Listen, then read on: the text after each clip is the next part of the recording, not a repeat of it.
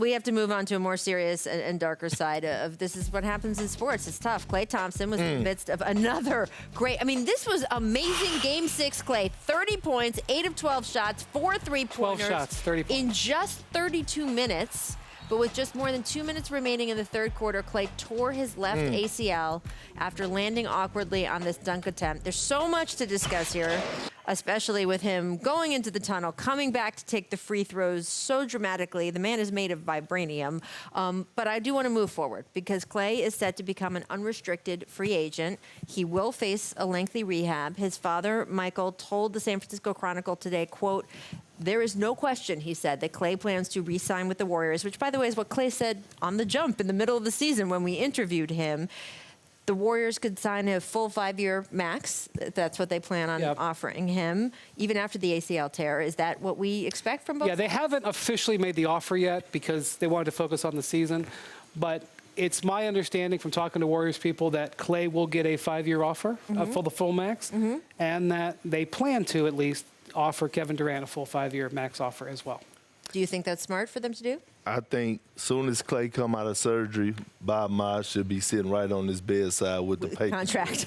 Absolutely. I mean, ACL injury it's a brutal injury, but you know, you come back in 6-7 months and you come back and you at full force. I mean, Klay deserved that. I hate that he went down because he was on his way to a 50-point night and probably forcing a Game 7. And to me, if the Warriors would have won this game, I had Klay winning the Finals MVP. He's just that spectacular, and I hate that it happened to Klay, and he deserved every dollar that he's supposed to get. Yeah, well, absolutely. I mean, I think they're going to offer it to him. It sounded like this was just... I think it's well. The challenge for the Warriors is how much they go all in on next season. Klay will be back. You know, like Perk recovered from an ACL. He should be back in theory by the playoffs next year. Durant, whether he stays or goes, probably not going to play.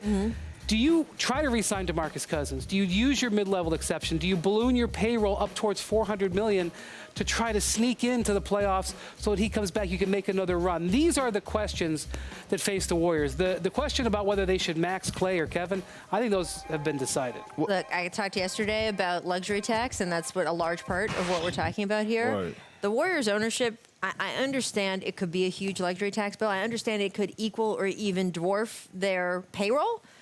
But they have the money. They have the money. And this is lightning in a bottle to be able to keep it And listen, that's my biggest concern. We always worried about, like, these owners are worth billions. And we always talking about luxury tax. Who cares? Pay the players. These guys are worth billions. It don't matter.